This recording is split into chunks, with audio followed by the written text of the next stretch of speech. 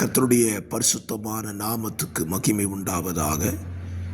ஆசீர்வாதமான ஒரு காலவேளையிலே ஒரு நிமிட தேவ செய்திக்கு உங்களை அன்புடன் வரவேற்றுக் கொள்ளுகிறேன்.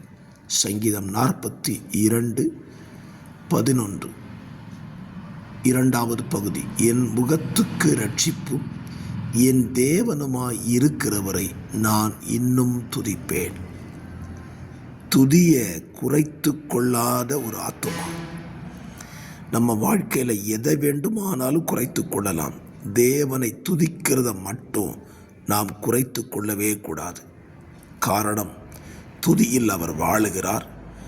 துதியினாலே, அவருடைய துதியினாலே நமக்கு ஜெயத்தை கொடுக்கிற தேவனாயிருக்கிறார்.